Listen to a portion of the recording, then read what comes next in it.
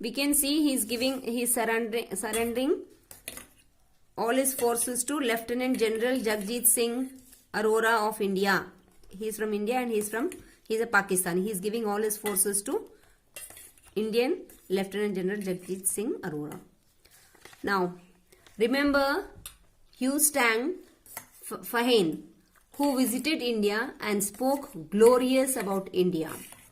Even when Mao Zedong established communist rule in China in 1949, India was the first country to recognize it. In 1954, India-China signed the Panchashil Treaty for Peaceful Coexistence. Here we are seeing the relationship between India and China. First point here is for centuries, means for many years we were exchanging and enjoying the cultural and economic relationships among both India and India and China. And then Hugh Stang Fahane, who visited India, he spoke about various good things about India. Then Mao Zedong established communist rule. Means one of the Chinese person who established communist rule in China in 1949. India was the first country to recognize it. And then again in 1954, India-China, they signed one Panchashil Treaty for peaceful coexistence. Means from the beginning, we will see till where we were having good relationship with China. The Chinese Prime Minister visited India in 1959 and together with Pandit Jawaharlal Nehru gave the slogan Hindi Chini Bhai Bhai.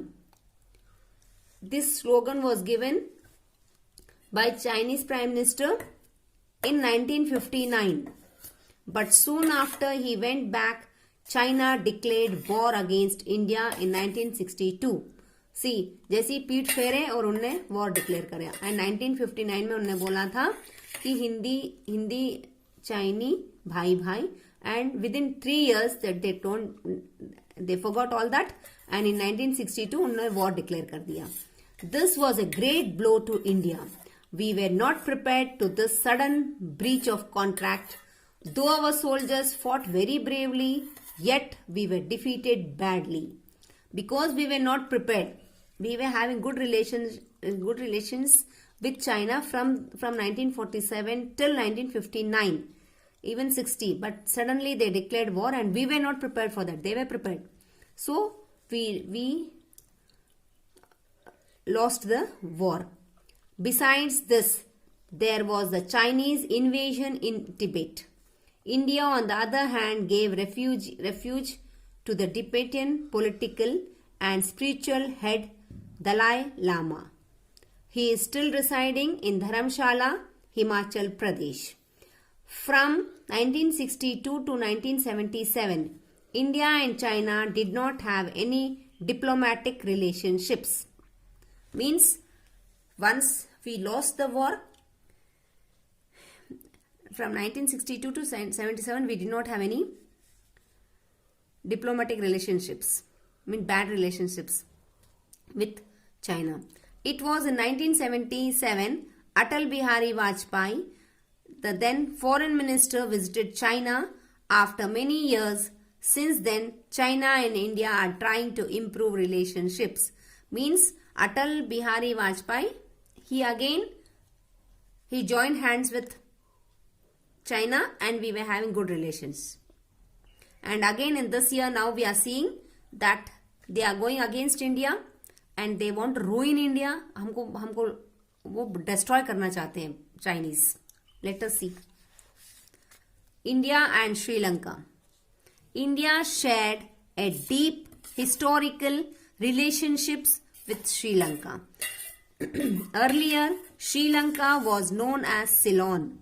However, the ethnic war in Sri Lanka led by Liberation Tigers of Tamil Eelam lit for a separate Tamil state affected the relationships, means